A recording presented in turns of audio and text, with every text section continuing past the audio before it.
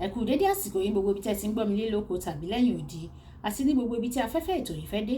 Ẹ jẹ́ kí a gbàdúrà. Ọlọ́run olùfẹ́ wa, agbára wa àti olùpamọ́ wa, ṣe yín lọ́ba fún àánú àtọ́jú rere ńlá àti àrígbà láti tún rí ọjọ́bọ̀ mìíràn nínú oṣù ìkẹwàá. A gbàdúrà wípé ire ayọ̀ ìtẹ̀síwájú ìgbéga àlùyọ yóò bọ̀ wá fún wa ní èní ní orúkọ Jésù. Ọ̀rọ̀ tí a ó gbọ́ lẹ́ni yóò tú ayé, ilé, ọ̀nà àti gbogbo ohun tó ń ṣe tiwa ṣe. A ó jẹ́ olùgbọ́ àti olùṣe ọ̀rọ̀ náà nítorí tí a gbàdúrà lórúkọ Jésù Kristi Olúwa wa. Àmín. Ìwé ọ̀run ṣíṣí tí a ti ọwọ́ olùṣọ́ àgùntàn yín náà kọ Adéjàre Adébóyè kọ. Ení ọjọ́bọ̀ ọjọ́ 23 oṣù kẹwàá. Àkòrí tí a ó gbéyẹ̀wò lẹ́ni sọ wípé Olúwa ni olùpamọ́ mi. Àmọ́ àkọ́sórí wa nínú ìwé Dáníẹ́lì orí ìkẹfà ẹsẹ̀ ìkejìléníogún. Dáníẹ́lì orí ìkẹfà ẹsẹ̀ ìkejìléníogún. Ọlọ́run mi rán áńgẹ́lì rẹ̀, ó sì dí àwọn kìnìún lẹ́nu. Wọn kò lè pa mí lára, nítorí a rí mi gẹ́gẹ́ bí aláìlẹ́ṣẹ̀ ní iwájú rẹ. Bẹ́ẹ̀ ni èmi kò hu ìwà ìbàjẹ́ kankan ní iwájú rẹ, ìwọ ọba. Nígbà tí a mú bíbélì kíkà wa nínú ìwé orin Dáfídì orí 121 ẹsẹ̀ ìkíní dé ìkẹjọ.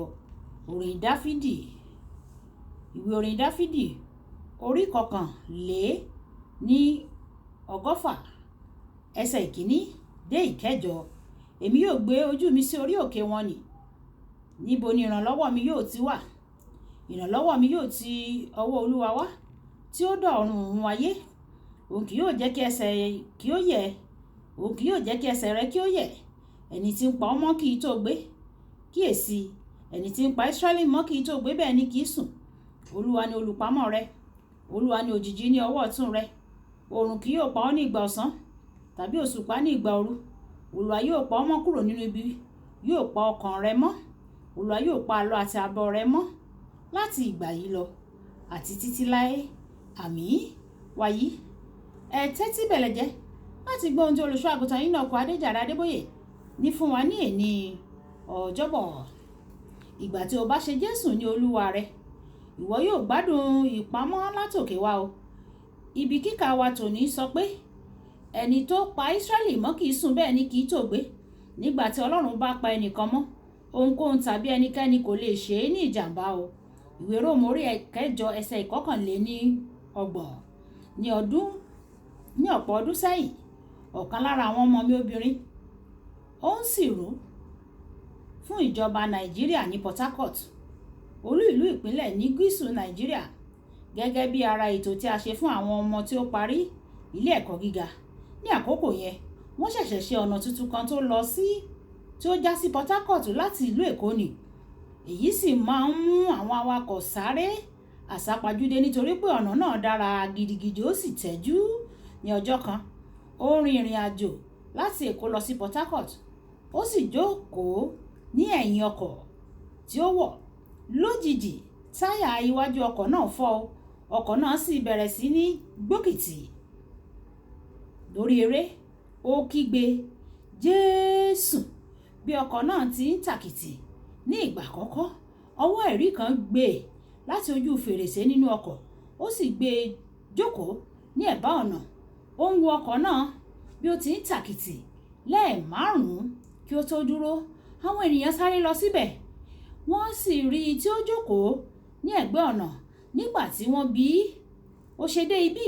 Ó sọ fún wọn pé òun wà nínú ọkọ̀ tó ṣẹ̀ṣẹ̀ ní ìjàmbá yẹn. Wọn kò sì gbàgbọ́ o. Èyí ni ohun tó máa ń ṣẹlẹ̀ nígbà tí Ọlọ́run bá fi àwọn áńgẹ́lì rẹ̀ ṣàkóso ìgbésí ayé rẹ ní gbogbo ìgbà. Ìwé orin Dáfídì orí 51 ẹsẹ̀ 11. Nígbà tí Ọlọ́run bá jẹ́ olùpamọ́ rẹ, kì yóò jẹ́ kí ẹsẹ̀ rẹ kí ó yẹ̀. Ìwé orin Dáfídì orí 121 ẹsẹ̀ 3.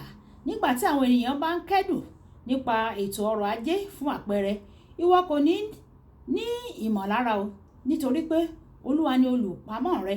Àwọn Kìrìsìtẹ́nì tó bá ti ṣe Jésù ní Olúwa àti olùgbàlà wọn nìkan ni kò ní àníyàn nínú ipò ìpọ́njú tó léwu.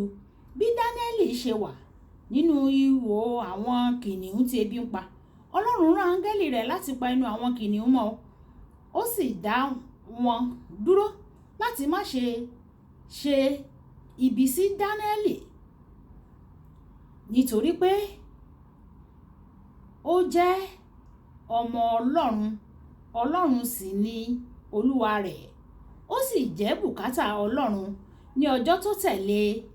Àwọn tó sọ agbára òṣèlú di olúwa wọn ni a sọ sínú ihò kìnìún. Àwọn kìnìún sì jẹ wọ́n. Ìwé orin Dáfídì orí 6 ẹsẹ̀ 16 títí dé ẹsẹ̀ 24. Àwọn ènìyàn tí kò ní Jésù gẹ́gẹ́ bí olúwa wọn, wọ́n ti ṣí sí àtakò èṣù nìyẹn. Ṣé o ti jọ̀wọ́ ayé rẹ lóòótọ́ fún olúwa? Bí o kò báyìí tí ì ṣe bẹ́ẹ̀, jọ̀wọ́ rẹ léni o, ṣe bẹ́ẹ̀ gẹ́gẹ́. Mo gbàdúrà pé Ọlọ́run yóò pè ọ́ mọ́ gbogbo ọ̀nà. Ọlọ́run yóò máa pa ọ́ mọ́ ní gbogbo ọ̀nà rẹ gbogbo. Ọwọ́ agbára rẹ̀ yóò sì wà ní orí rẹ ní orúkọ Jésù. Àmín. Nígbà tí o bá ṣe Jésù ní olúwa rẹ, wà á gbádùn ìpamọ́ àtòkè wá. Ìjà sọ pé bàbá mi, Ọlọ́run olùpamọ́ mi, olúwa pa mí mọ́, pàápàá jùlọ èyí tó kù nínú ọdún rí. Jẹ́ kí ìpamọ́ rẹ kí ó dájú lórí mi, lórí gbogbo àwọn ohun tó yí mi ká àti ìní mi, èyí tó mì àti èyí tí kò mì. Olúwa jẹ́ kí ìpamọ́ rẹ kí ó dájú. Ọlọ́run yóò sì pa wá mọ́ ní orúkọ Jésù. Olúbùkọ́lá Ayako ní orúkọ mi o. Ẹ máa bá mi like, ẹ máa share, ẹ máa comment nípa ẹ̀ kí àwọn ènìyàn kí wọ́n lè jẹ àǹfààní ọ̀run ṣíṣí Yorùbá. Ẹ ṣé tẹ̀ ń tẹ́tí sí ọ̀run ṣíṣí Yorùbá o. Ọlọ́run Olódùmarè yóò tẹ́tí sí àdúrà yín ní orúkọ Jésù. Àmín.